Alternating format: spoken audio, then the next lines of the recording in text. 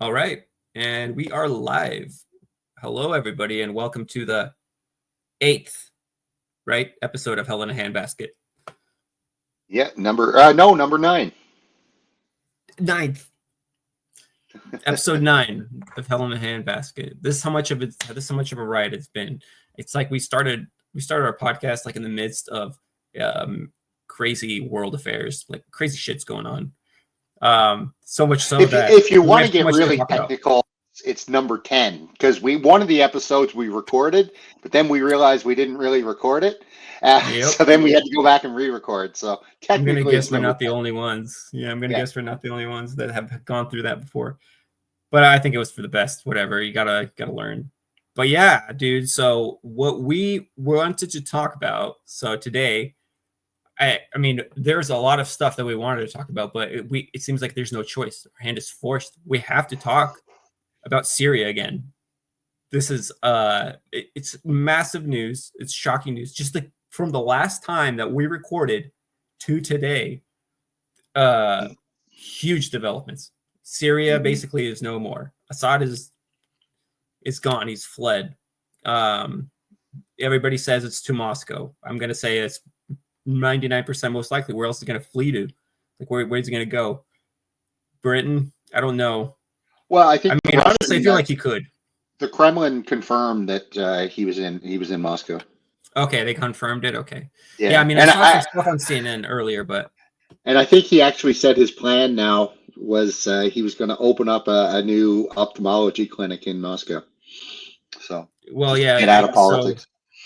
yeah, dude. I mean, what else are you gonna do? Think about this. So there's a couple of things that I noticed. So number one, we talked about this in our last podcast. Number one, Sergei Lavrov in that interview, the most recent one that he did with Tucker Carlson, um, when he was asked about Syria, he was like, "We have confidence in the Astana process." So people that maybe aren't aware, I'm sure anybody that is dorky enough to listen to our podcast is probably dorky enough to know what the Astana process was. But the Astana kind of process was, where's Astana located? Is it in Kazakhstan? I think so. So basically, the Russians and the Turks kind of meet somewhere in, I think, in Kazakhstan, and have a Minsk like discussion about whatever, about how they're going to how, because this was like around the time of Turkey's um, uh, entrance into the war in a kind of an open way. There were instances where like Russian jets were shot down by Turkish jets, so it was a big deal. And then so that's what the Astana process was. And so when Lavrov was asked, he was like, "Yeah, we have confidence in the Astana format, So basically, like, we'll talk it out, we'll figure it out." So there's that. And then there's the thing where trying to keep an eye on Russian propaganda. I'm watching some Russian news channels, and they make kind of like almost a "you doth protest too much" point out of, wow, well, we got our shit together in Syria. This is like as everything is collapsing. We got our shit together in Syria, and we've started bombing some of these terrorist groups. And you know what? Today we've gotten yesterday we got 50 of them, and today we got like 100 of them. Really kind of like, I mean, you could say that. I think they counted up to 500 killed over some period of time.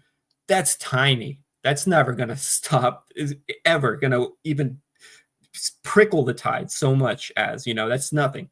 So they had some kind of activity, and they try to sell it to the home audience as, oh, we're doing stuff, So then there was that. And then the third thing that I'm looking at is there was that story about Assad, and this was several outlets, but I particularly noticed that Russian outlets said it because I think that Assad's probably their boy. So I care more about what their interest in molding our perceptions are. And they had this whole thing about what was it? Something like, you have these terrorists that are going to take over the government, and Assad bravely did the only thing that he could do, and he took as much money as he could with him before they fell into the hands of the terrorists. So, like, for Western and Russian news sources to kind of have a somewhat of an agreement on framing is, especially an issue like this, that's something that really sticks out to me.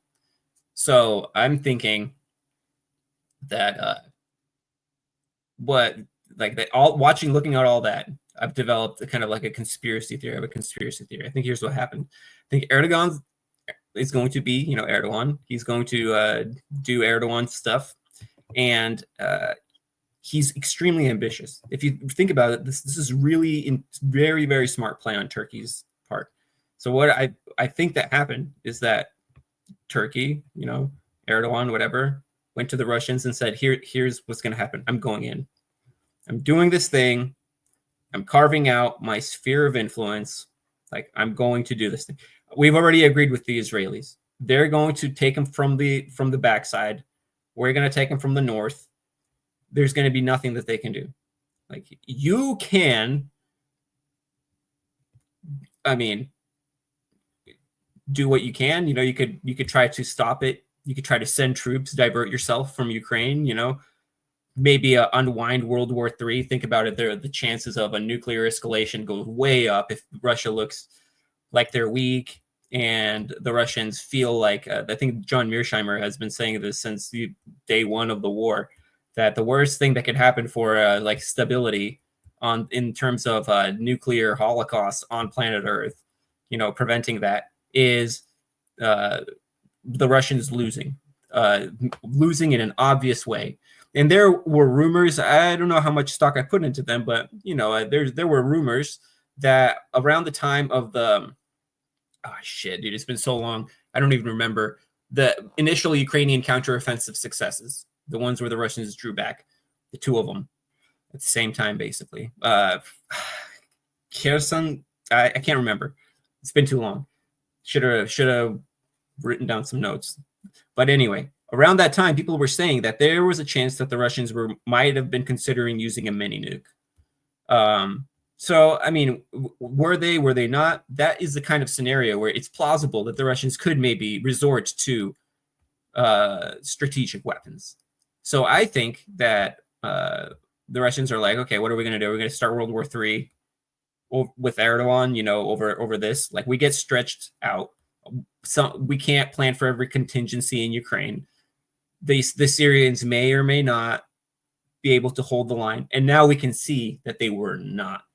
That there was rank corruption in the top echelons of the Syrian military, that people were bought off, fake orders were given to retreat. Some people, like, there's some resistance forces that are still banding together and they're still fighting. And I guess they have to. They have no other choice. If any of them get caught and people know, like, oh, you were the elite SDF, or SAA, Syrian Arab Army, like, you Tiger forces, part of some unit, they're going to fucking kill you. There's no way you're going to survive. They're going to be like, oh, you were definitely dead. So these guys probably have no choice. So they're going to go out there and fight a resistance. And I think that Assad, basically, Putin probably called him up, and had this conversation with him. It's like, listen, we're not going to start World War III over Syria. We are not going to do it. So this is how it's going to go. Like, the Turks, they have overwhelming. They've taken years to prepare for this moment. Maybe you could see, just like maybe the Russians could see, they got satellite stuff, right? This is what they have going on there. They have overwhelming manpower, training, surprise equipment. People were saying that the Syrians were saying that their communications were heavily jammed, so heavily jammed that people in the same city couldn't talk to each other, because they're not even it's not like we're miles away and we've lost contact. We're losing contact with people that are a kilometer or so away. So the really heavy jamming. So I think the Russians looked at that. They're like, okay, this is going to happen. This is the reality. The reality is the Syrians are about to get wiped. If they pull if they really surprise everybody, they pull a rabbit out of the hat, and they stem the tide, or maybe save Aleppo, or maybe save Hama or Damascus, then we can have a discussion then. But if it all goes to shit, and probably early on it was going to shit, and that's where they got the orders to back off. Maybe it was even the president's office which realized, oh, we're being thrown under the bus here. Like because like it was the Russians, as we discussed in our previous episode, it was the Russians that saved Assad, and now we know it was the Russians, and more than the Iranians, because I always figure it was probably mostly the Iranians, yeah, but no, it was apparently, as we can see, as soon as the Russians stood back and only played a symbolic role, Syria collapsed like a house of cards. Yeah. I don't know. I have a bit of a different take on it. I think that yes, I think Erdogan, as we were saying last week, he was probably the one coordinating and driving it, but I don't think he was the one who's triggered it. I think that's the United States. I think that the Biden administration realized that they need to sow as much havoc as they can before Trump takes office. They know that Trump wants no business with Syria. So this is another attempt to bog down the Trump administration with another, quagmire that he didn't want. But I think that I think that the U.S. is, like I said, is triggering this. I think it's coordinated with the Turks, obviously, as well as the Israelis, obviously, because the Turks, as you said, these terrorists that they've hired have now come on in from the north, and then you've got the Israelis coming on in from the south. So obviously there's coordination between those three. I also suspect that there was coordination between the Turks and the Russians around the Russian assets that are there. So yeah. I don't think that this is a surprise to the Russians either. Me and it wasn't a surprise to Assad either, I'm sure. So maybe it was a surprise to those close to him. Maybe it was a surprise to those close to him. I don't think this is just my conspiracy theory. I don't think it was that Assad did not know. And honestly, based off my wild ass, what's the technical term? Wild ass guess.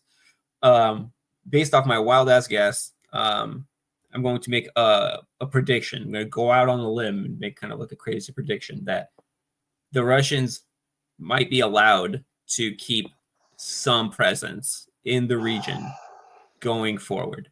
Maybe not right away, and maybe not permanently. Maybe they lease something for however many years. But my bet is that if the Russians stood back and they let Syria handle it on their own and Syria collapsed, they were not able to do it. Granted, with all of the betrayal and all this other stuff that was going on, so we can't discount that.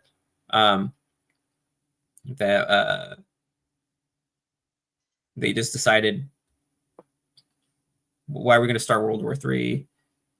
We're handling, like, the whole entire reason the Russians needed Syria in the first place is because, part of it, a big part of it, there's also the fact that they had a base there, right? They had a warm water port there. But besides that, the Russians needed Syria because of the Qatar pipeline, as we've discussed in our previous episode.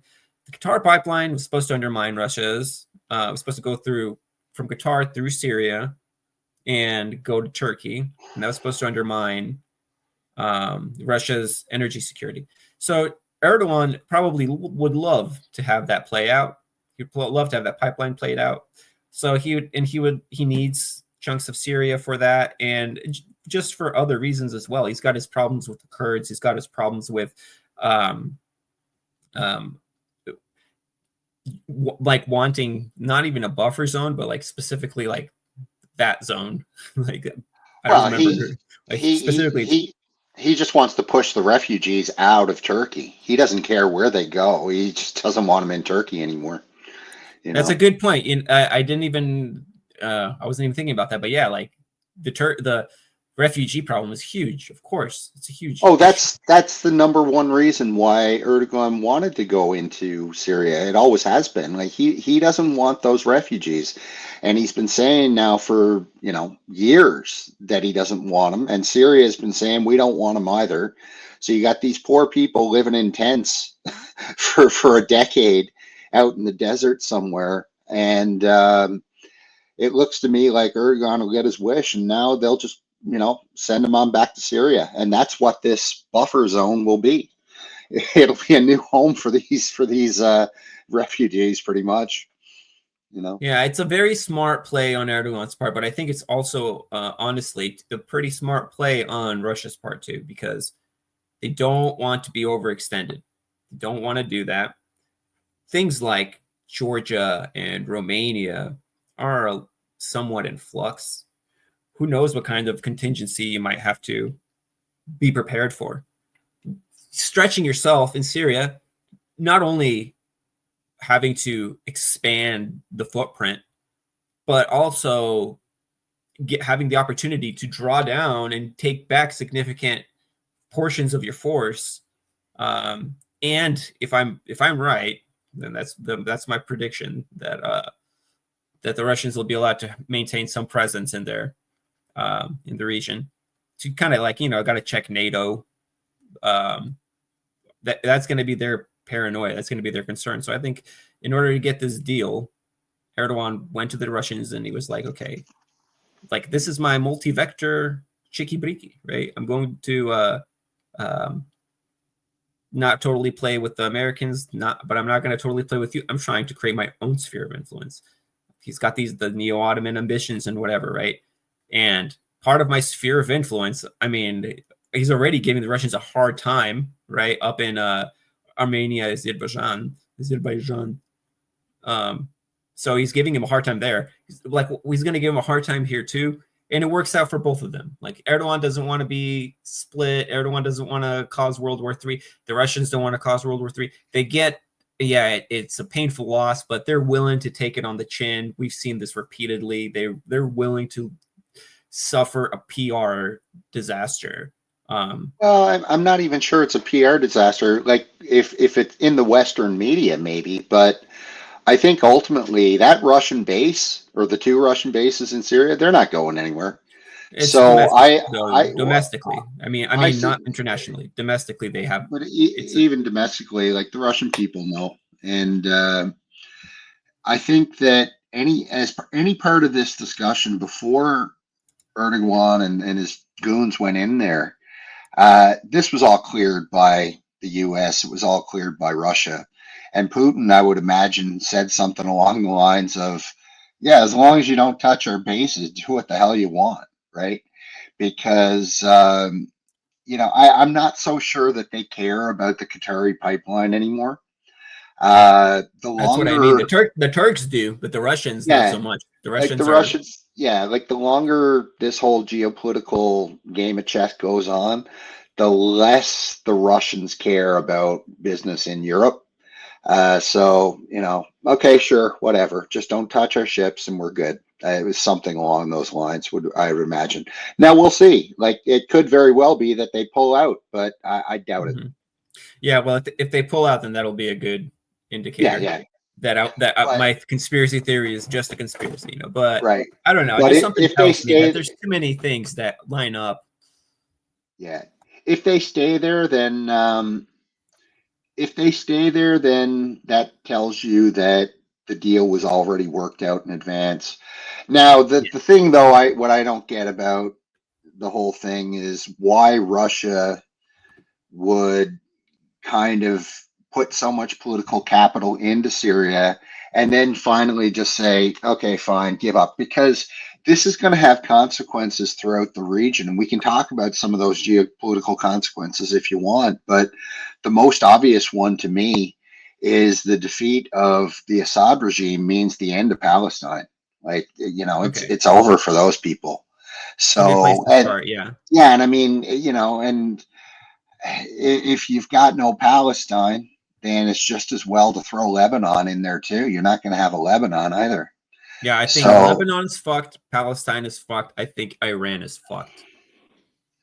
Iran, not so much, because they're big enough to, fight, and they've got powerful allies. But Lebanon and Palestine for sure are finished, right? Because there's no more access of resistance. There's no more supply lines.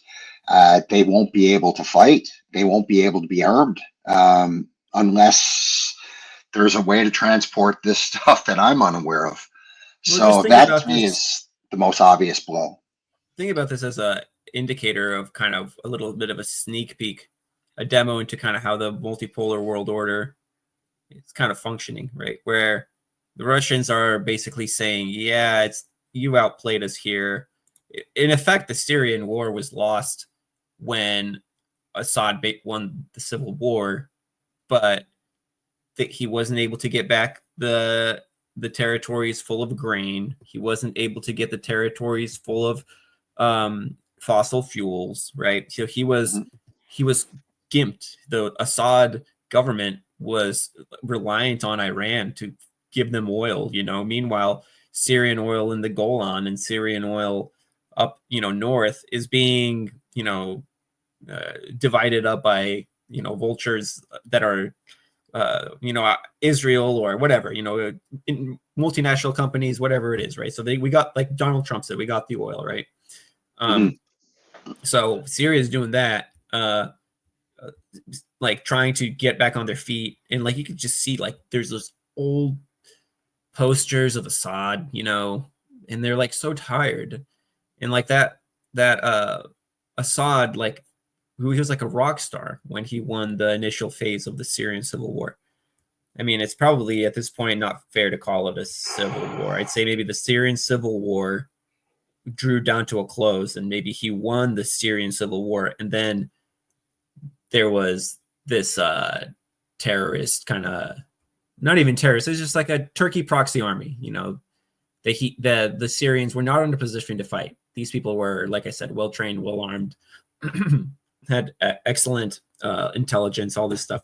So the Russians probably smartly looked at that. They were like, yeah, we can basically cut ourselves in half, because this is going to be worse than last time. This is going to be worse than ISIS. I mean, at least the Assad regime was, holding them back for a while. Like they never took Aleppo all the way, right? But meanwhile, this time everything's just going down, bow, bow, like dominoes, one after the other. And so, yeah, the Russians are probably wisely were just like, we are divesting from that. And they basically, Assad probably had to process the shock for a while. And they were like, listen, here's how we're going to spin the story. I know you feel dirty, like his dad's grave is getting pissed on and all this stuff by terrorists. I know you feel like a piece of shit, but like you're going to, get with your you're gonna get back with yourself, gonna get back to your true roots or whatever. Start an ophthalmology clinic, wherever it is, like you were saying. I didn't know he was gonna do that. Pull the money, like do the dictator thing, right? Grab the money, leave. And in this case, it's more justified because your country got run over by terrorists. So, and that's going to be the story. And probably Turkey had some pull. Go ahead. You got to pull something up? Well, I just kind of wonder what the geopolitical repercussions are going to be in the region. And, if we go under the assumption that Palestine is finished, and I can't imagine why it wouldn't be at this point, there's nothing stopping Israel from pushing out whoever is remaining in Gaza. There's nothing and the West Bank for that matter. There's nothing preventing them from pushing them into Egypt and Jordan tomorrow. Nobody's going to stop them now. 100%. I think the Palestinians have been encurdened. They are Kurds now. So I think that, and then it's just a matter of time before they turn their sights onto Lebanon and finish off Hezbollah. So, and then Syria is going to be this weird Islamic frigging head chopping state. Let me know how that turns out for folks. Sounds like a great idea to me. Nothing can go wrong there, I'm sure. And then you've got Iran and Iraq, and it just seems to me this is a really deflating blow for the entire Middle East. Uh, it, The but whole with Arab world, not just the but with Arab that world. said, with that said, they kind of deserve it, you know, because other than the Houthis, nobody stood up for the Palestinians. Nobody. And No. The Syrians really stuck their neck out because the okay, Israelis just gave Syrians, them fair money. enough, fair enough. The Syrians the Yemenis, fine, but nobody, and the Iranians, obviously, but Oh nobody, yeah, and the yeah. Iraq, you know, but none of these other states, that none of They the didn't Arab do world, anything you know, actually. They didn't yeah, do anything. Turkey didn't do anything but make speeches. Well, see, this Saudi Erdogan Arabia probably didn't do already had anything. this plan in mind. So Erdogan was Yeah, already like, "I'm making this deal with the Israelis," you know. probably. So Yeah, this was remember that months in whole the thing? works. Yeah, at least. And remember that whole incident where Erdogan was giving, it was like at a press conference, and some journalist asked him something about like, why aren't you condemning Israel's genocide in Palestine, and why aren't you doing, why are we sending them oil and all this stuff? And Erdogan's like, you are been fooled by the Zionists, son. You know, take them away. So he got like Uh, freaking, silenced and taken away. And that was Erdogan's line, like, you're being silenced by the Zionists. So you know what? In a way, I think in politician speak, he's not even being totally deceitful. Maybe he's thinking like, what's good for Turkey is necessarily in the long run bad for Israel. And right now, I have to make a deal with the Israelis, but that's what everybody thinks. I'm going to. I need this to get a leg up. And the Russians, I don't think they wanted to see Assad go. I think they had invested prestige in that. It was a big deal. The Russians, you heard this all the time, on the cheap. They bailed out the Assad regime on the cheap. That's what we kept saying. Our think tanks kept saying. We were upset that it was, quote unquote, on the cheap. yeah. So the Russians probably were like, yeah, well, this is not going to be done on the cheap. This is going to be big. We have to invest massively. And, it's still a game of risk at that point. It could still be a roll of the dice and, whatever. Why are we going to deal with that? We needed Syria in the first place for the economic stability of Russia. That ship has sailed in a huge way. Now the Russians are, they got a pipeline through Mongolia to China. They got other stuff going on. So now the Russians have sufficiently divested from 2014, 2015, from that project. Not even by choice, I think by force. The Nord Stream pipeline got blown up and all this shit. So it's harsh. It's a devastating reality. But the number one concern of any power, any state, is its own survival. And Assad was probably told, and maybe even shown, like, you will not win this. You will be fucked. Like, what will happen is there will be greater suffering. You will throw your country to turmoil. They've already compromised your armed forces. They have like sleeper cells all over everywhere. The Turks are going to help them. If they have to, maybe the Turks are going to go in. The Israelis are going to come from the other side. You won't even have a chance to consolidate your forces. You are about to be double penetrated from the north and from the south. So, and not only that, but you got, the center isn't even secure. They weren't even able to hold Damascus, right? So, uh, smart thing to do is to leave it alone and back off, tell people to retreat, give up their arms or whatever. Hopefully, most of them will survive. But yeah, I think it was definitely a tough pill for him to swallow, but I don't think he was unaware. I think it blindsided maybe some of the people in the Syrian Arab army. Yeah, I think they were blindsided, but I don't think Assad was blindsided, and I don't think the Russians were blindsided either, because everybody's like, oh, they didn't. How did the Russians not know? Well, that's how. And there were even Syrian analysts that were saying this is going to happen, and Syria didn't seem to be doing anything. So, Well, it's pretty clear, like, this was all pre-planned now between those countries. So, Israel gets Golan and Turkey gets the north, and the U.S. / the Kurds get the east. And yeah, see, this is why I don't think that it was totally like the U.S. Like I think that Erdogan had the same ultimatum for the U.S. He's like, listen, I'm going in. You know my position on the Kurds, so No, we're going this to this was a you know, Biden thing. They were running out of time. They needed to do. I think that's far more likely than okay. Erdogan phoning up Biden and tossing his weight around, don't you? So I don't know, man. It fits Erdogan's personality, and it's the perfect time to make this play. When when else were they going to ever have this opportunity? And so probably, looking at this, look how World War One started. Looking at this, there's like, okay, why are we going to do this whole powder keg thing? What do we owe Syria? Nothing. And what did Putin say? We can't be more Syrian than the Syrians. And he had a really important point, and that's speaking to the domestic audience. And what he's saying is, this was a really corrupt country. This was like Swiss cheese. Keeping this thing together was a challenge for us. It's not something that we're going to gamble that we're going to beat Erdogan. Erdogan's going to be pissed off. He's going to double down on Abkhazia and all this other stuff, in the Caucasus and on our south. What if we get what we really need, what we really want? Okay, maybe Erdogan can't be trusted, but we can trust that we can lease, that port for the next 150 years, and that is something that if the decision is between that and potential nuclear holocaust, I think the Russians played it really smartly. They just said, nope, this is a bridge too far, and we will not stretch ourselves in that way.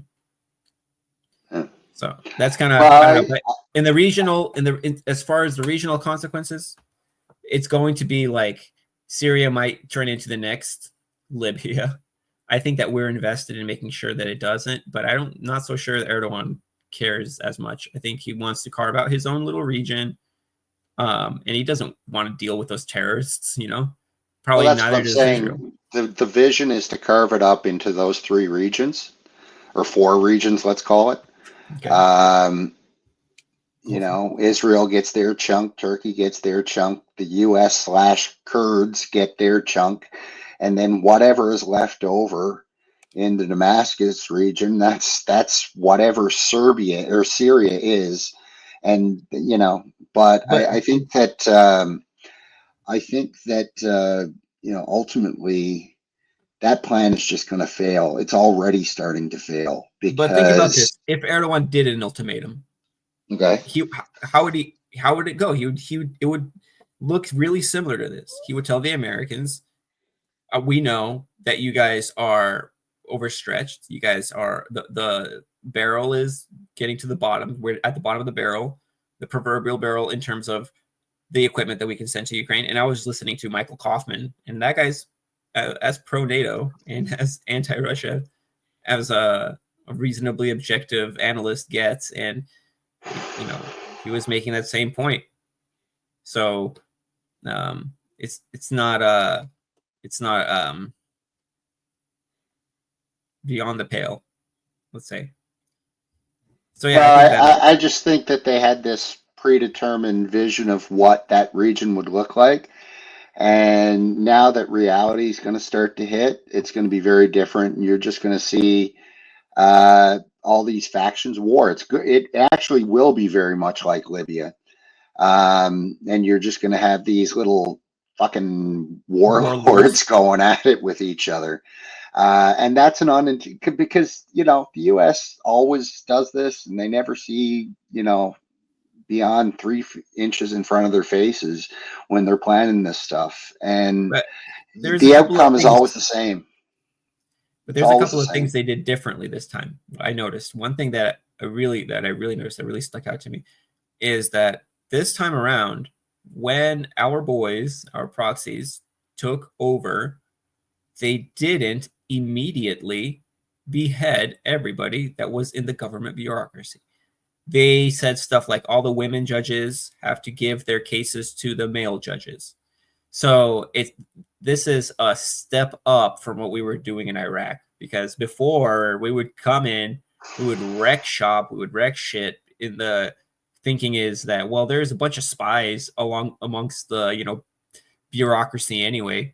But when you do that, you completely stop the country from functioning. Who's going to pay the garbage man? You know, how are we going to keep the water running?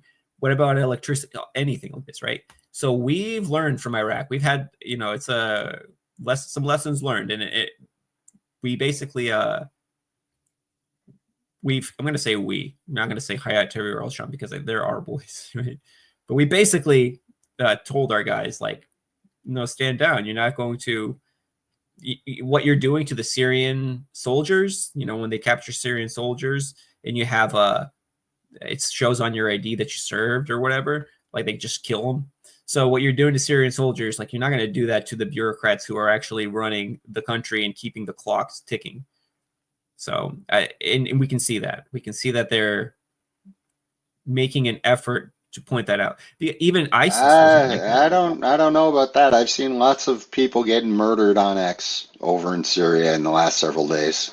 Right, And but who is it that's getting murdered? And it's like, yeah, they're targeting, you know, the Shia and cultures, all this. Christians, Druze, you name it. Anybody that they want to, basically. So, and that's my point. This is just going to blow up because it always blows up. You've got this Al Jilani guy who was the number 2 in Al Qaeda in Iraq.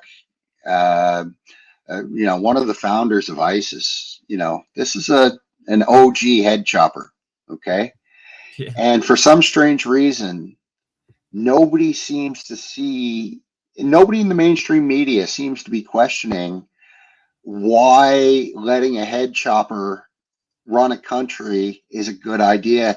They're all whitewashing everything, and they're shaving them down, and they're putting him in a Gap shirt or whatever, and telling that he's moderate now. Back when he was dousing women in gas and lighting them on fire, that those days are behind him. It's just a phase. So the media narrative, people aren't that stupid. We all know what Al Qaeda is. We all know what ISIS is. We are not that dumb. The narrative will fail, and guaranteed Jolani will fail because he's an inherently evil man with inherently evil intents.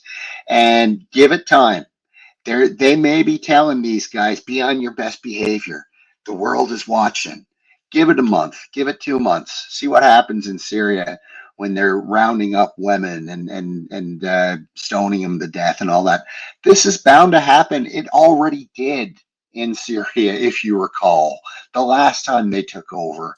And it's just frustrating for me that as a Westerner, my government is supporting terrorism now.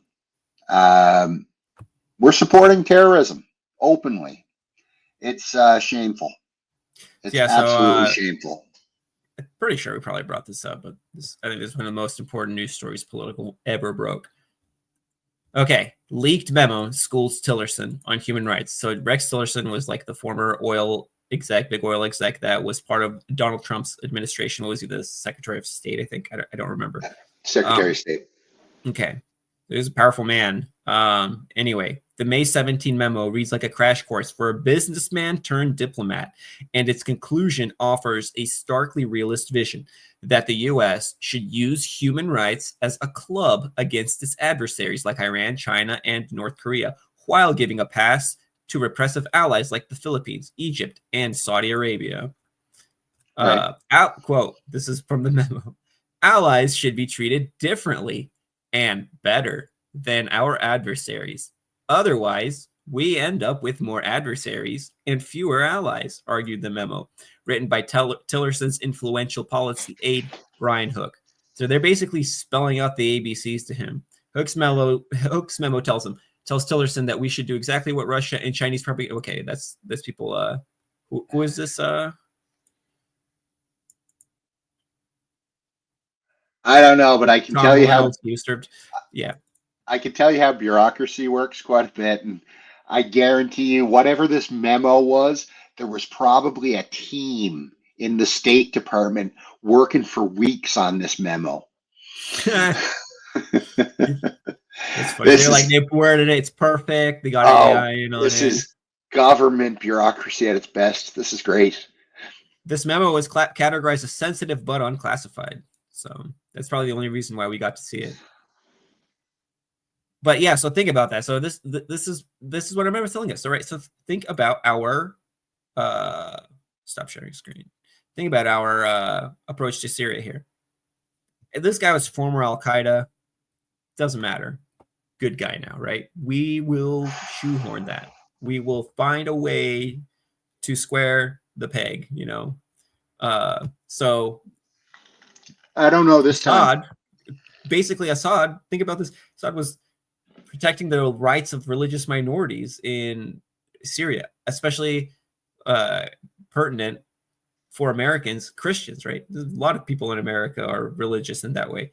So you say Assad is protecting Christians from, you know, Americans are, they're not, they don't know what's going on. You just tell them they're protecting Christians from Muslims, you know, and from Here's Alawites. Oh my goodness, that sounds scary. That's it. They would be on board with Assad. here's what I think though. Nobody knows. If you were say to Assad to 99% of the people, they'd think that you were talking about some pasta dish. Um, Nobody cares about Assad. Nobody knows Assad. But I tell you one thing: everybody hates Al Qaeda.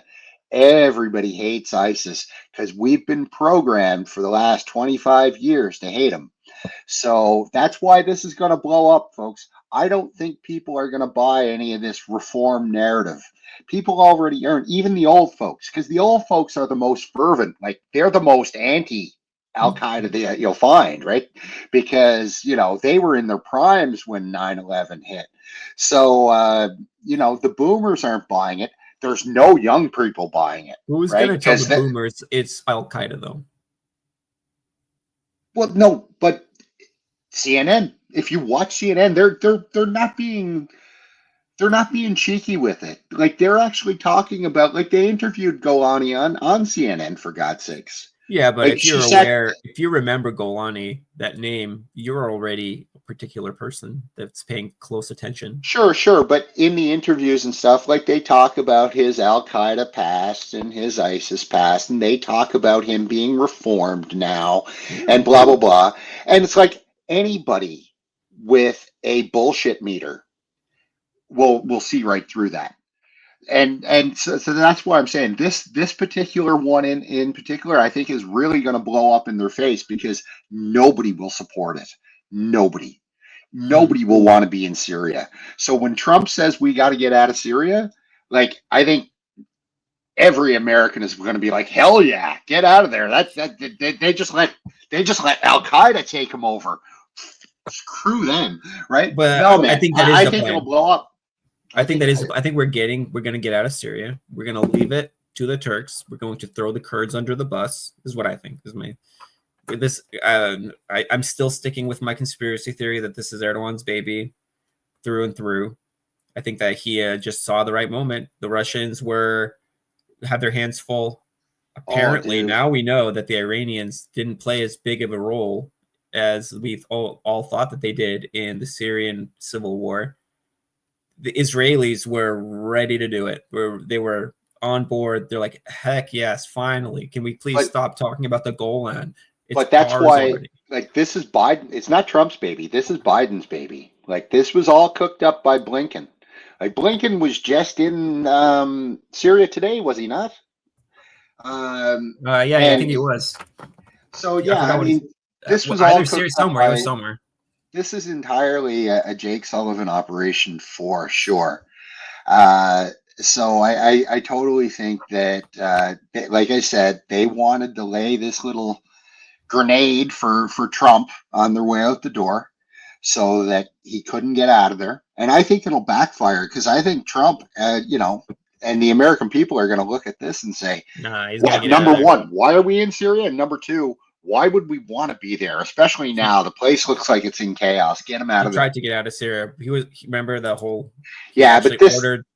but this time he'll see it through. He'll say, "Get them on a plane now, or I'm going to have you court-martialed and This is. shot." You don't think that that's just a play? You don't think that's just a theater? Nope. Political theater where he's just trying to say What that, for? okay, listen, this is how it's going to be. oh, I'm going to make a deal with the Russians, right? And preemptively, he's already Oh, poo-pooing Zelensky. Oh, I'm going to make. to be clear, I don't think the U.S. is getting out of Syria. I don't see that happening. Um, I think, and I've said this before lots of times, for people who put all their stock into Donald Trump being this great transformative figure, I got news for you. He was already president once, and he didn't do much. So we shouldn't expect much more out of him this time. And certainly from his cabinet picks, it looks like it's just more deep state. More deep statery is going to, go ahead. I hope I'm wrong. I really do. I hope I'm wrong, and I hope Trump says no more wars, get him out of Syria, get whatever support we're giving Ukraine. I hope I'm wrong. I really am, but I think reality is going to kick in, and it's already starting to kick in. That you know when Trump says we're going to get out of it, what he's saying is, well, we're going to saddle the Europeans with Ukraine.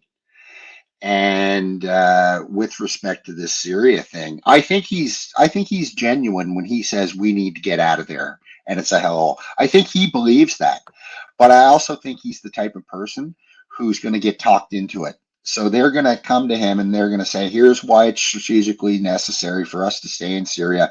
Blah blah blah blah blah, and he'll get talked into it. I think that's what's going to end up happening. So I see two scenarios playing out. Number one, either they tell either the Turks have the same idea with the same deal that they have with the Russians, and they say, "Listen, you guys don't give us too much noise here. We will allow you to more or less maintain the influence that you have over those areas." Right? Maybe they made that kind of deal. But maybe I guess the only way we're gonna know for sure is if it's like same time next year and the Kurds are still there, the Americans are still backing them, nobody's bombing them, right? If that next year that's happening, then okay. But if by next year the Americans are out and the Russians are, in even temporarily, then I think that most likely it's not even strong arm. Maybe strong arm gives the wrong impression. It's the wrong language. It's just a good deal. It's the right deal. If you have somebody that's going to tell you, like, listen, I'm going to do this thing. Like, I'm going to back this truck up and I don't give a fuck, right? I'm giving you fair warning because if you aren't while I'm backing up, it's going to be you versus my truck, So if you give that warning, to both the Russians and the Americans, and to a certain extent Assad makes their job easier. He gets a little bit of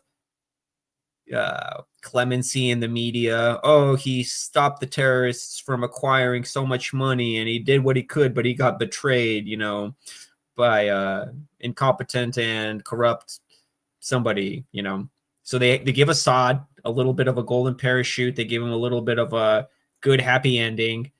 The Americans, maybe they keep their influence there, but I'm just thinking that he's so paranoid about the Kurds. I think that he would be like, listen, we're not going to let you build Kurdistan there. It's not going to happen. I don't see it. I don't think the Kurds are going to do that. No, but the Americans are there because of the Kurds. Yeah, but if the Kurds have their own state, there's no more threat to Turkey, right? So that's the whole struggle. You think I don't think Turkey wants the Kurds to have their own state. There are two things. Number one, they call the Kurds mountain Turks. So they think they're like, you guys are, it's a little bit like the Russians and the Ukrainians. But what I mean is the Kurds in Turkey and in Iraq and in that region, right? They've always been fighting for their own state, right? So Turkey has been, branding them terrorists, and rightfully so, and because they don't want to cede land to create this Kurdistan. In this situation, they're actually not ceding land. Syria is, right? So I can envision, the thought process being, we'll create a little Kurdistan region here. Kurds are happy. These mountain Turks, whatever they're called, they can all go there. It's their homeland, all that shit. They got what they wanted. Yeah. Yeah. And then there's no threat. You make a good point. And there's no threat, right? because you make that's kind the of a only good point. threat. Because on the one hand, you are making a good point, but on the other hand, you think that Erdogan wants to leave a strong Kurdistan after all that they did? I mean, I don't know if I would go so far, but I knew a Kurd, and he was just like, it's a genocide, right? So sure, he's not the only one who feels that rage towards Turkey. So maybe if he can make a permanently gimped Kurdistan that relies on Turkey, is heavily influenced politically by Turkey. It doesn't have any, access to the sea. It has to trade heavily with Turkey. Maybe there I could see something where he's like, but I don't know, man. I have a hard time envisioning that. If that happens, that might be the one good thing that happened from the. Well, I'll just play the cynic and say that, if you put all the Kurds into one country, it makes it easier to bomb that country 50 years down Oh the road. man, So, that's so so you put them all harsh. in one place, and then no, but I'm serious. Then you No, got but your it's defined borders, and then you have a proper war, well, get rid and of then you the take over that way, instability. Just right? get rid of even if you're not gonna. Maybe it's up for debate whether or not you're going to be in a position to bomb them and enforce your will in 50 years. But you know what? I'm sure that in the next 10 years, maybe a lot of passionate Kurds that have caused a lot of domestic unrest and a lot of problems for Erdogan, maybe they can calm their tits for a little bit, just some slightly, maybe you're not going to get rid of the ancestral hatred, but you might calm people down. And then once you're in a position where their economy heavily relies on your economy, you're in a position to, bribe people or incentivize, let's say, outcomes that are favorable to your national interests. And the Russians looking at that are like, this is too far for us. This isn't the Soviet Union where we have like global reach. This is a different situation, and this is not our fight. We can't be more Syrians than the Syrians. So yeah, the Turks are just like, we're gonna do this, and I don't think they've answered all of the questions about what's going to happen in the region necessarily.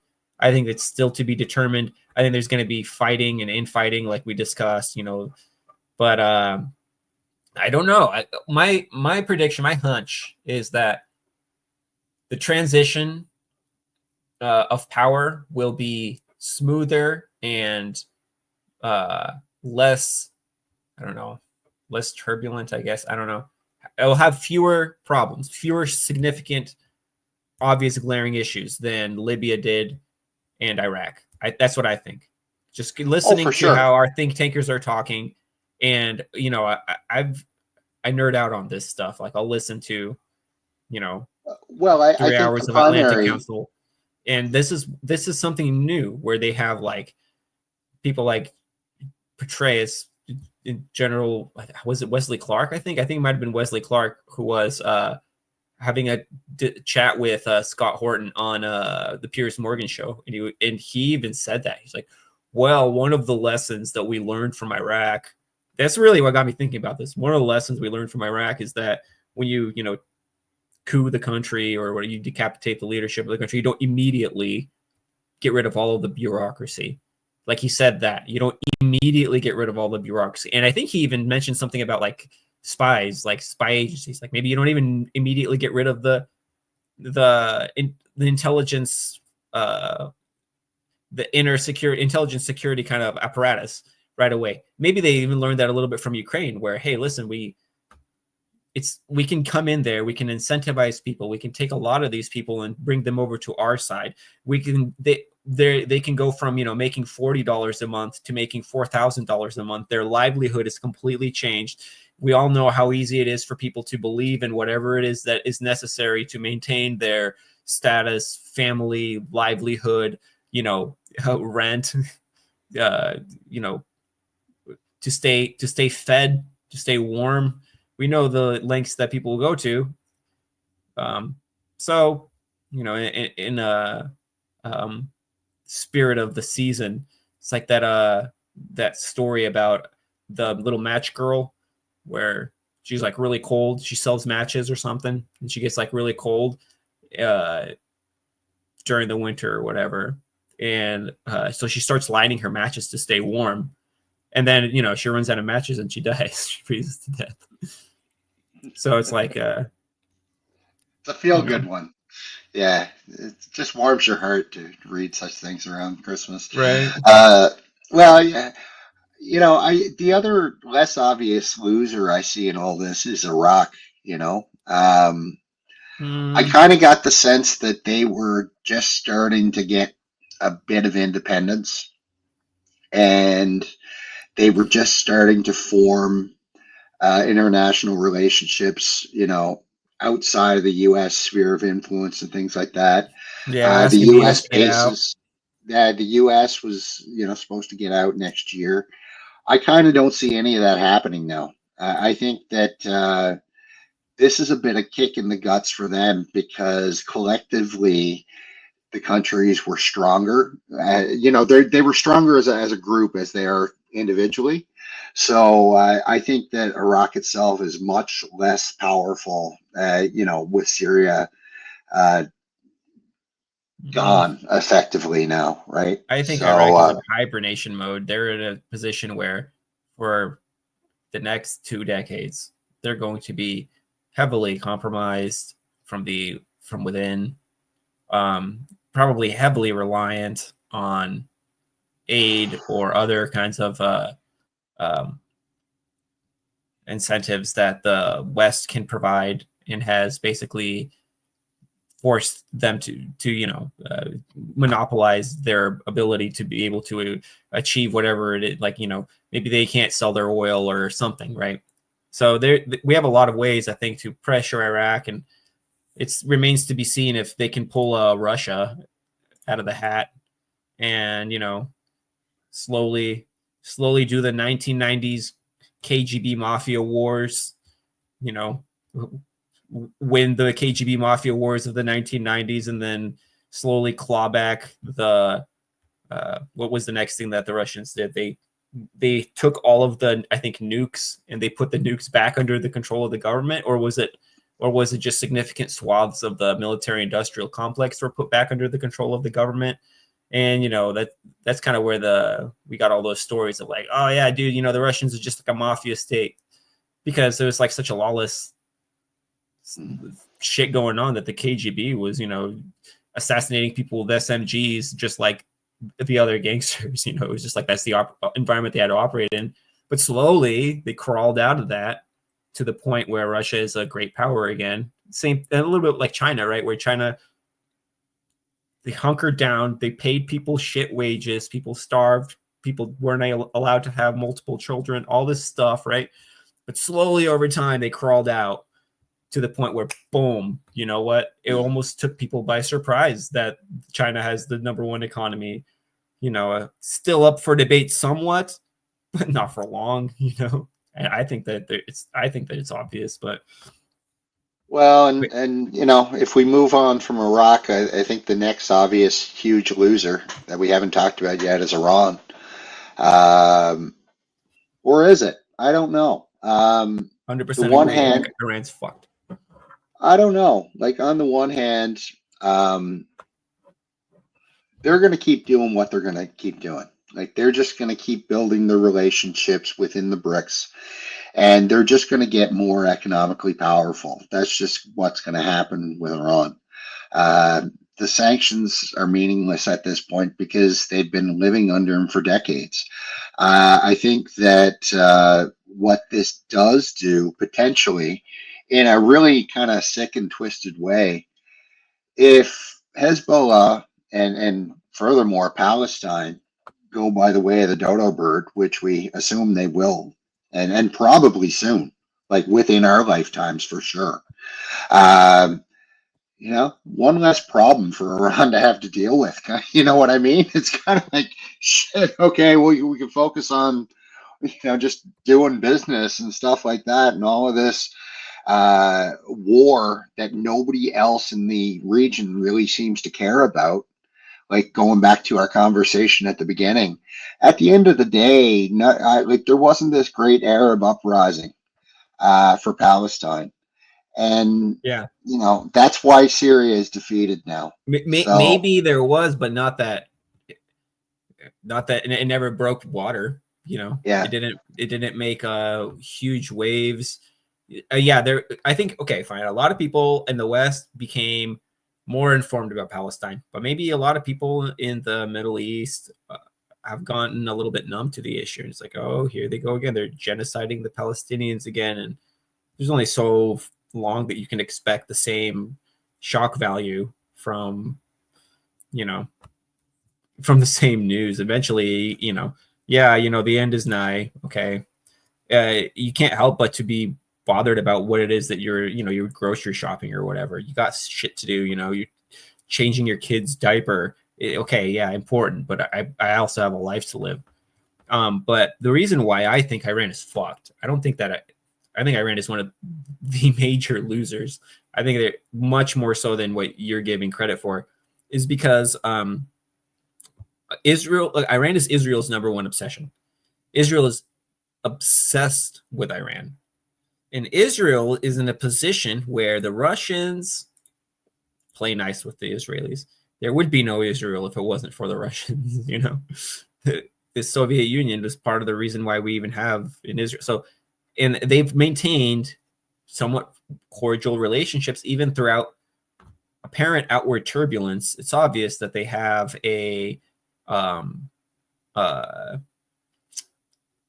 format for discussions. They have a table that they come to and they discuss stuff and they make deals and they have agreements and things happen. Like, for example, Assad won the Syrian civil war, but for some reason, the Israelis continue to bomb Syria. Oh, they bombed here. They killed a bunch of Hezbollah guys here. And Iran, actually, it's funny because Iran was taking it, now that I think about it, a huge amount of the brunt of those airstrikes, of those Israeli airstrikes, where Israel was going in shamelessly.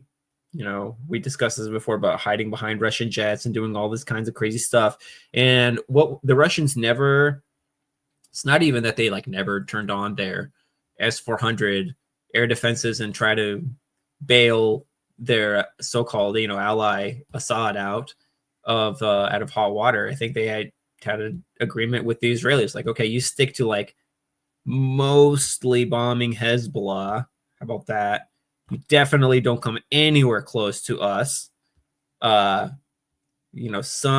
Syrian units maybe are not totally off the table in certain circumstances.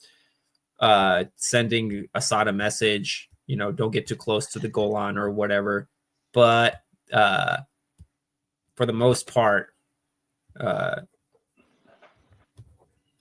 we agree that okay, you can continue to do this. You can continue to violate Syrian airspace. And I don't even remember that they were around the time of the Syrian civil war.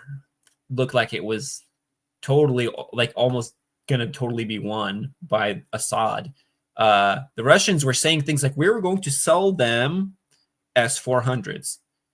That would have been, I know the term game changer gets thrown around a lot, and nowadays even more so, the concept gets thrown around a lot that there's no such thing as a game changer. And I think that's probably more close to reality, but there are some things that are a game changer, because if you're fighting me with a stick, and I have a semi-automatic pistol, it's a game changer. I'm not going to approach you with a stick. If I can take you out with this, and that changes the paradigm completely. It's a paradigm shifter, not just a game changer. So in S-400s in Syria would have been something akin to that, I think, if Syrians held on to them. So maybe those rumors were more, shadows on Plato's wall, more political theater of we'll do it. We'll give them the S-400s if you don't give us our demands, whatever they were. And the Israelis were like, okay, fine, let's make this deal. And that's probably why it was such a big deal when that Russian jet full of officers was shot down, when the Israelis hid behind it, the Israeli F-16 hid behind it. Maybe it was that big of a deal, and the Russians didn't try to like with the incident where the Turkish plane shot down the Su-25, they didn't try to make a big deal out of the Su-25 being shot down, but they made a really huge deal about losing, what was it, 12 officers or something? I don't remember. And it was running all over Russian mainstream media. They talked about that a lot. So I think that was a situation where they were telling the Israelis, you fucked up. We had an agreement that you were not going to do this shit. And it didn't really happen again. It never happened again. So I think the Russians have a way, like a back channel with the Israelis, and they give them a lot of what they want, and they're not prepared to completely throw Israel under the bus and have a massive fight with them. And maybe part of that is a hangover from the experiences of, the earlier wars during Israel's, history closer. Excuse me. Like the 6-Day War and all these, so maybe a little bit of it is a hangover from that, where amongst the Russians, there's oftentimes maybe a stereotypical, maybe it's unfair characterization of like, for some reason, Arabs don't make good like soldiers. Not that they're don't make individual good soldiers necessarily, but together coherently, the structure, due to like cultural leanings and the fact that you're less loyal, for example, to your nation. Think about the chant in Syria was like, our lives, our souls, we give for al-Assad, something like that. So you don't have as much loyalty to like, we give our lives and our soul for Syria because our constitution is so precious and valuable and it's worth giving your life for, to make sure that your kids can enjoy the same constitutional liberties that you have, or rights, right? It's not like that. So I think there's a different perspective on loyalty. People are a little bit more tribal. People are a little bit more loyal to their ideology. Maybe people are a little bit more loyal to their family. And what are you going to do? Are you going to choose between Assad, this corrupt ass regime, where half the people that work for him and these morons are completely incompetent? Are you going to really put your life down and die and perhaps have HTS kill your family and rape your kids, whatever? Why would you go through that? So at that point in time, it becomes like a self-reinforcing loop where it's like the greater corruption and less loyalty to maybe like the state or I don't have the language to maybe express exactly what I'm thinking, but you have more of like a loyalty to something closer, something more local, something more that's like, yeah, well, I wouldn't do that, but I would do that for $5 million. What could I do for $5 million? Holy crap. My family doesn't have to live in poverty anymore. We can buy like, houses. Everybody can have a house and a car. Why would I do that? Like, it's not like where we have an understanding of like, well, let's say, you get what if the Russians gave you a really good deal? Would you be willing, if it was up to you, to sell out California? And I think like 99.999% of Americans be like, hell no. What if the Russians gave you $1 billion? Maybe people hate California, and maybe Californians themselves might do that. But like for me, it would be like, no, it's not up to me. Like, what is my personal benefit, or the benefit that $5 billion could bring to me, my family, my living condition, whatever. Like that's not even what I'm thinking about. It's not that I don't love my family, it's that I also love my nation, as imperfect as it is. I love America, and I wouldn't want that to see that happen. And so, like the Russians said, you can't be more Syrian than the Syrians. You can't have more patriotic fervor for trying to bail the Syrian state out. When look at these guys, look at what they're doing. They are retreating. They are surrendering towns without a fight. That goes back to my point about Iran, though. Like, I think though that the only reason, like, you've got the Iranians, they've got a beef with the Israelis over Palestine. No, it's right? the Israelis who have a beef with the Iranians, and it's not over Palestine, it's over regional influence. That's why they're so paranoid about the nukes. Okay, so fair enough, and that's not going to go away. But I mean, what the reason that they state is that it's over Palestine, the Iranians, I mean. Yeah, If yeah, I the gotta see that. Israelis, yeah, so if the Israelis wipe Palestine off the map, and I'm sorry to anybody, you know, It's from happening, Palestine, guys. whoever, This is what's if you, happening. if by miracle you ever watch this, I apologize because I did what I could, but it wasn't enough. I'm sorry, nobody cares. Yeah, It's it was I know it's all our fault here in the West, but there no, was it's some of not us that that. It's never like shut the fuck up about it. There were some of us that we mailed our senators, we made noise about it, we were willing to go on freaking YouTube and talk about it and put our faces out there, and probably be put on a list somewhere of somebody that watches us because we have complicated political opinions. So we did certain things. It's true that altogether at the end of the Western day, civilization, hold up, the Arabs I'm don't gonna finish care. my point. Maybe yeah, you're Like, right, some Western civilization altogether didn't do enough, but guess what, like you said earlier, Nanya, you dropped the ball too. Where was your massive out, where was your like January 6th or Maidan moment where you came out there and there were tanks and people died, but you stood there and the economy ground to a halt. The leadership had no choice but to either be extremely brutal and repressive, and they tried that for a month. And where was that?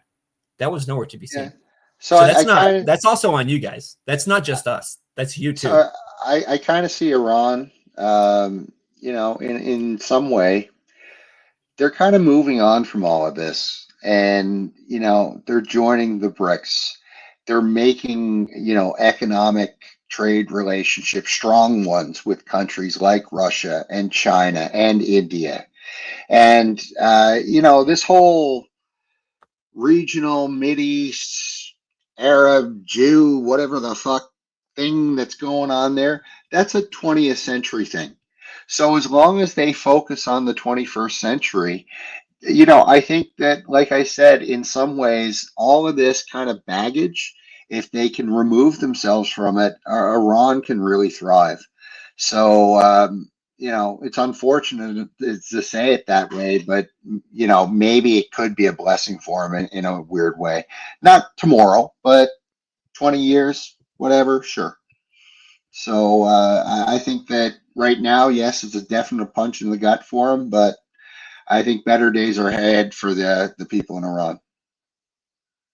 Yeah, just to that point, I liked your point there. It got me thinking, and I'm thinking that maybe you're right that Iranians don't need Syria as much in the same way anymore as they did before. Kind of like the Russians, where they're handling their problems closer to home.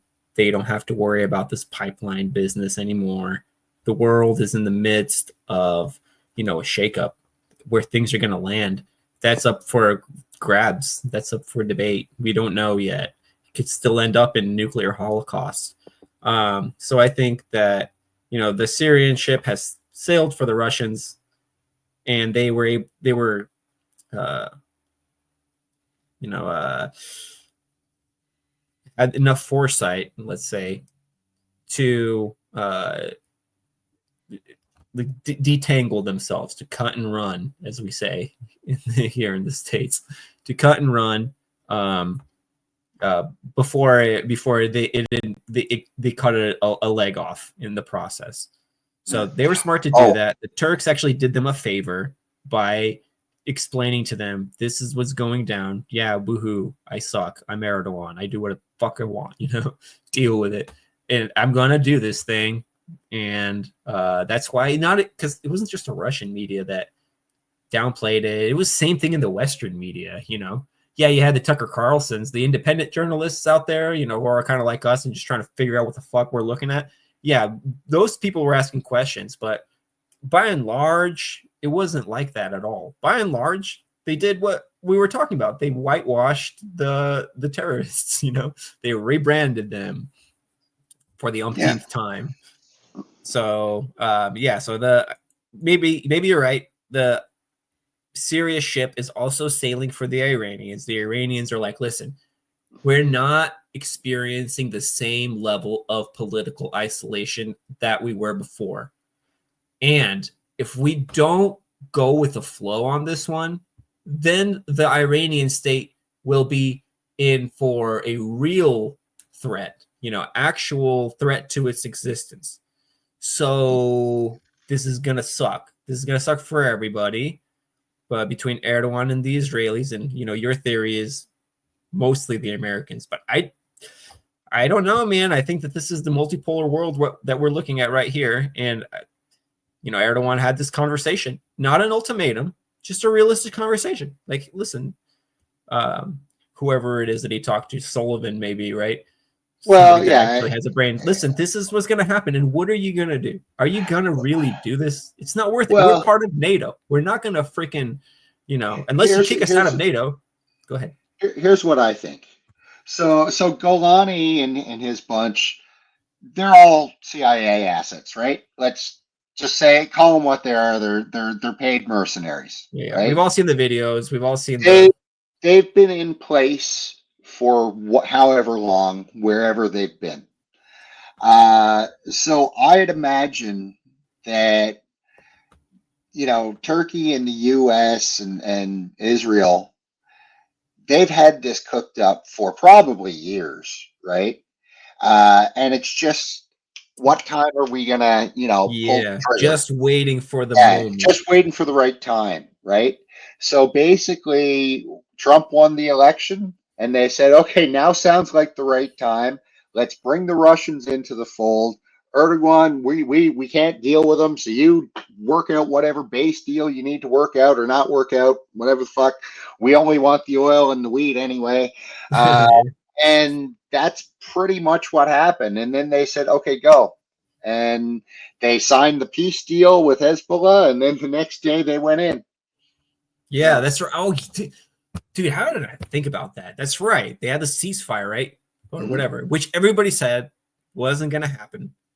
Right. So, yeah, dude, it's not, people have a right to feel like something fishy is going on, and it is. And that, my policy is all propaganda. The only way to have even a glimpse of what's going on is to understand where people are coming from, what their propaganda is trying to propagandize you into understanding, right? And then do the thing that the police officer does when he pulls over a car full of stoners, driving out of like the high school parking lot. You separate everybody so they can't get their story straight. Then you ask these stoned ass teenagers, what are you doing here? Whose pot is it? Who's driving? All this stuff, right? So you got to do that with the news, and you got to understand, like, listen, that guy is going to say the weed is not his, like, duh. And CNN is going to say that whoever it is that is supporting the United States' position are the democratic, freedom-loving, feminist, gay rights activists, you name it. Like, these are the guys, these are the good guys, right? They're just going to tell you, okay, these are the good guys. Now we're going to shower them with all the mythology of all the things that the good guys are supposed to have, And meanwhile, the other guys, by contrast, we're just going to say that they're the bad guys. Assad, butcher. That's one thing that they always said about Assad. The butcher of Aleppo or something, right? As if ISIS was worse, wasn't as bad as Assad. Of course, ISIS was much worse. We all know that it was obviously way worse. They did crazy stuff like stuffing people into like a massive cage and then using a crane to shove that cage underwater like for 20 minutes so they definitely fucking drowned, and then pulling him up that's like some freaking Hitler level gas chambers shit. Like, there's no way Assad was nearly as bad as what the hell ISIS was doing, right? And there's no way, like you said, Americans, they know what Al-Qaeda is. They can't not, So there's no way you're going to convince them that, even if you say Assad's so bad, dude, he was Jeffrey Epstein level of bad, Even if you say that, people are going to be like, yeah, but Al-Qaeda. It's no secret anymore. I mean, we've got Hillary Clinton on tape on a voice call saying that they created ISIS or Oh, created Al Qaeda. uh, Yeah, yeah, that they I created I Al know Qaeda. what you're referencing. I have not heard that in a while, and it was something like that. Yeah, something Yeah, like that. But that one, that one to me, I'm like, okay, that's an important clip, and maybe for some people that one is going to be the home run that really wakes them up and strikes home. But for me, the one that really struck home in terms of the Syrian civil war was John Kerry being like, "Yeah, dude, we were watching ISIS uh, marching on Damascus, and we were hoping that this would finally be the push that is going to basically let us get our way in the region." The yeah, Russians did a cool move. They held on to Syria while it was important. That during that time from 2014 to 2022, they got prepared for this war. They're like, yeah, well, what if things don't go as planned? Well, we're going to need this. Well, what if that doesn't go as planned? Well, we're going to need this. Can't plan for every contingency. But in that meantime, they put themselves in a position where they're dealing with the Ukrainians and they're winning that war. And now it's to the point where it's said out in the open. The goal of arming the Ukrainians, this is out in the open now, is not for the Ukrainians to win the war and push Russia out of Crimea, etc.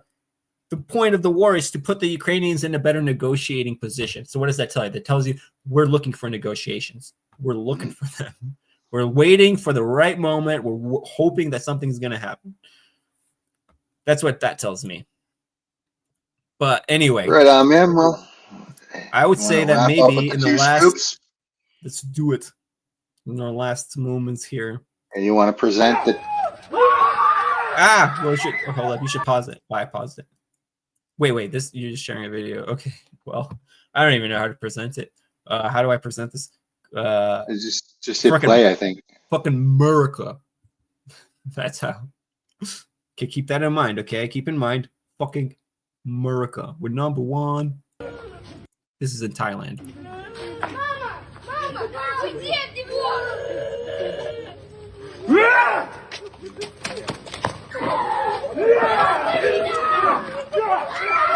In Thailand?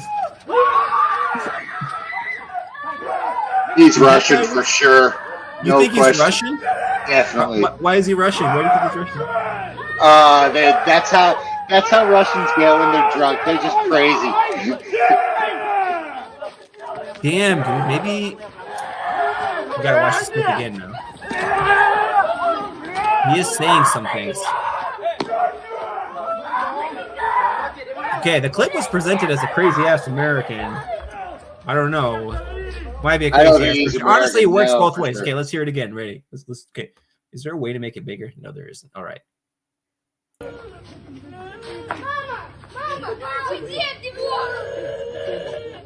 Yeah, that wasn't English. That was not English. You're right. That sounded Russian. That was Russian or Ukrainian or something. That was Russian. I know my drunk Russians, I'm telling you. Great people to drink with. Dude, people are freaking crying. Maybe he's like, dude, why would they say this is American? I'll tell you, because it's so badass. You're like, if you haven't gone out drinking with a Russian, everyone needs to go out and drink with a Russian at least once, because you'll have so many stories. I promise you, it's wonderful. Yeah, it might not quite. Okay, let's be fair, Ananya. Don't deceive the public here. It doesn't necessarily mean that you're gonna have a good time at the time. Oh yeah, they might not be. But you stories, probably are gonna have a story. Yeah. An epic story, as they say. No epic story starts with a bottle of milk, right? So. I'll say that about the Poles as well. Russians and Poles, great drinking buddies. Dude, I totally agree with you, man. Like this is. I mean, I don't know. I've had some bad experiences with Russians, and I think maybe like the areas that I've lived with, Poles were really Americanized. They weren't like really Polish. But yeah, dude, I think you're right. I think you're probably right. That guy's probably Russian, because some kids in the back there saying like, "Mama, something evil." Like he's gonna do something to him. So I don't know. Are they going to arrest him like my dad, or he's like my dad's about to fucking fuck everybody? I have no idea. But yeah, dude. Okay, so you're right. I'm gonna say that 99% that guy is actually a drunk Russian tourist. And now I wonder if it's in Thailand or not. Well, I mean, no, that apparently one's that's a easier to check. huge. Apparently, That's an easy. Thailand is a huge destination for Russians. Like tons of Russian tourists go to Thailand. Really, I did That's a not know huge that. spot for them. Yep. I had no clue. Wow. Yep. Jesus Christ. Okay. All right. Thailand and We're changing my anyway, version of the story here. it's not a travel show. Yeah. Sorry, guys. I can actually like speak Russian. I should have been able to. I don't know. Whatever. I just looked at the headline, but whatever. But okay. So that is our 2 scoops of crazy. Once again, unless we got anything else to add, or are we good to go? I think we're good to go. I guess we'll see what happens in the next week of world events. So Yeah, let's peace see out, if everyone. in a way, the good news is that the DPA World War III live stream is now less likely to go off now that the Syria situation has been diffused, and in primarily Turkey and Israel's favor. Other people took it on the chin. I think especially the Russians and the Iranians, especially the Iranians. But yeah. So there you go. That's our episode 9 9. of Yep. Hell in a Handbasket. Cheers, everyone. Thank you, everybody. Like and subscribe and do all the YouTube things. Peace.